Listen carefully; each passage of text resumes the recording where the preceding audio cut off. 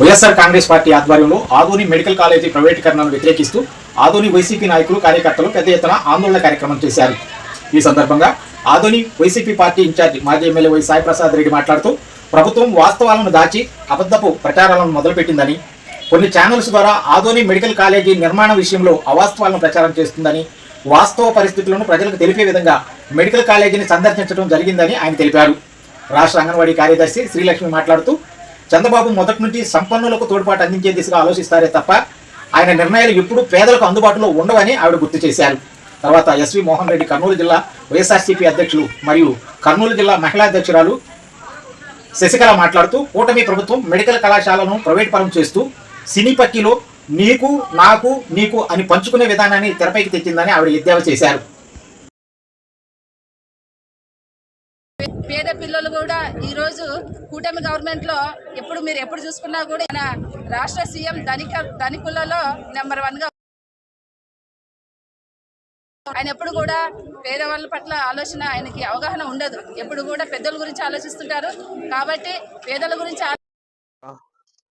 రాష్ట్రంలో medical college మీద private పరం చేయాలని చెప్పేసి చంద్రబాబు నాయుడు గారు ఆలోచన చేసి ఉండే విషయం అందరికి తెలిసిందే.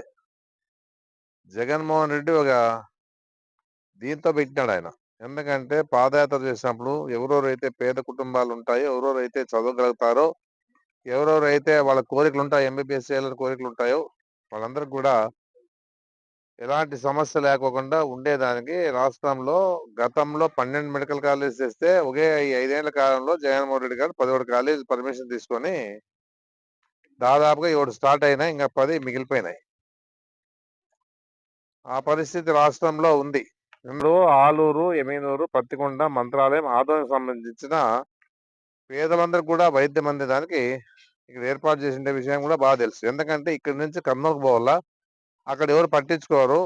మళ్ళా కమ్యూనిస్ట్ పార్టీనా భారతీయ జనతా పార్టీ కాదు చూడాల్సి ఉండేది. వైద్య పరంగా ప్రతి పేదవానికి సహకారం అంటారు కాబట్టి అందరూ ఉద్యమించాలని చెప్పేసి నేను చెప్పడం జరుగుతూ ఉంది.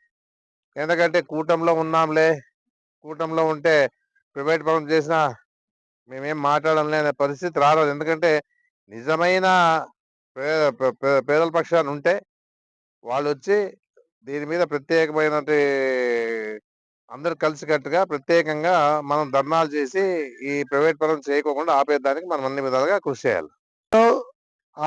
భారతదేశానికి స్వాతంత్రం వచ్చిన తర్వాత ఆంధ్ర రాష్ట్రంలో జగన్మోహన్ రెడ్డి గారు ముఖ్యమంత్రి అయ్యేంత వరకు కాలేజీలు ఉంటే, జగన్మోహన్ రెడ్డి గారు వచ్చిన తర్వాత